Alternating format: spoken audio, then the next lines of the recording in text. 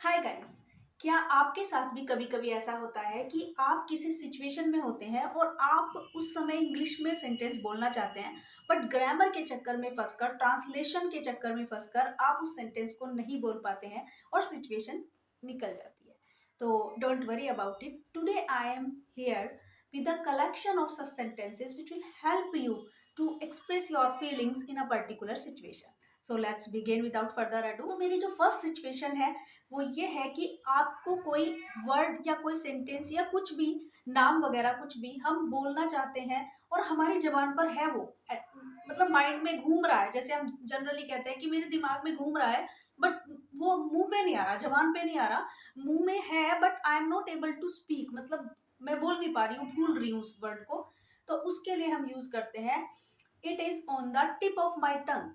It is on the tip of my tongue. जैसे किसी का नाम है, कोई तुमसे नाम पूछ रहा है कि भाई उसका नाम क्या था, वो हमें उस दिन मिला था या मिली थी, तो यू आर सेइंग हाँ हाँ हाँ दिमाग में है, यस यस मुझे याद है, बट वो याद नहीं आ रहा है एक्चुअली। इस सिचुएशन में हम बोलेंगे his name is on the tip of my tongue. उसका नाम मेरे जबान पर है, राइट।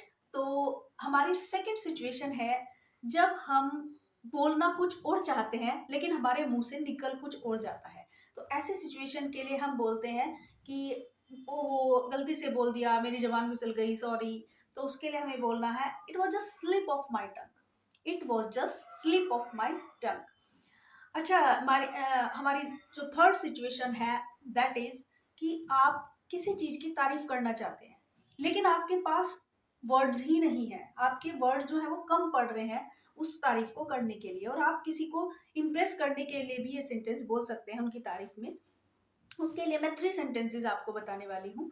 तो first is I am speechless. I am speechless. And second is words are failing me. Words are failing me. And third is I have no words. I have no words to express my feelings. So इससे अच्छा compliment कोई हो नहीं सकता है, right. Okay, तो next situation की तरफ बढ़ते हैं। और मेरी नेक्स्ट सिचुएशन है कि अगर ये थोड़ी दुख भरी सिचुएशन है कि अगर हमें किसी की सडन डिमाइस या डिमाइस की खबर मिलती है, तो कोई हमें खबर देता है, तो उसके लिए हम तुरंत हम बोलते हैं कि भगवान उनकी आत्मा को शांति दे। तो उसको हम इंग्लिश में कैसे बोलेंगे? मे हर या his soul rest in peace. May her या his soul rest in peace. Her हम लगाते हैं फीमेल के लिए और हिज हम लगाएंगे मेल के लिए। ओके, तो नेक्स्ट सिचुएशन की तरफ बढ़ते हैं। दैट इज अगर कोई आता है, हमारे घर आता है, तो हम उससे पूछते हैं और भाई कैसे आना हुआ। तो इस सिचुएशन को बोलने के लिए हमें क्या बोलना है? That is what brings you here. What brings you here.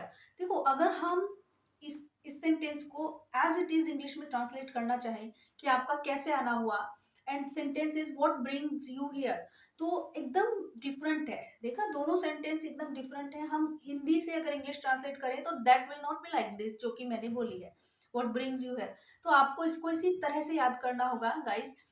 ये जो मैं आपको फ्रेजेस बता रही हूँ ये आपको एज इट इज लर्न करनी होगी। इनको क्रैम कर लीजिए, इनको याद करिए और फिर इनको सिचुएशन पर अकॉर्डिंगली बोल दीजिए। तो एक अच्छा इंप्रेशन जमेगा और आप इनके यूज टू धीरे धीरे हो जाएंगे बोलने के। ठीक है, तो नेक्स्ट सिचुएशन की तरफ बढ़ते हैं। And next situation is sometimes we feel कि कोई बहुत ही ज्यादा ना भाव खा रहा है, हमें कहना है कि भाई तुम बहुत भाव खा रहे हो, तुम बहुत भाव खाते हो। तो इस तरह की अगर सिचुएशन है और हमें ये बात बोलनी है तो हम बोलेंगे don't act so pricey. Don't act so pricey. तो गाइज, मैंने आज आपको बहुत सारी ऐसी फिक्स्ड फ्रेजेस बताई हैं जो कि आपको हेल्प करेंगी। और अगर आपको मेरी वीडियो अच्छी लगी है तो आप मुझे कमेंट बॉक्स में जरूर लिखना, मैं इसका सेकंड पार्ट भी बनाऊंगी। और आपको इस तरह के और भी सेंटेंसेस मैं आपको प्रोवाइड करूंगी जो कि आप एक पर्टिकुलर सिचुएशन में इमीडिएटली बोल सकते हैं और एक अच्छा इंप्रेशन जमा सकते हैं। और मेरी वीडियो को लाइक करिए, मेरे चैनल को सब्सक्राइब करिए और इसी तरह के न्यू सेंटेंसेस, न्यू वर्ड्स और अपनी ग्रामर को एनहेंस करते रहिए। Thank you.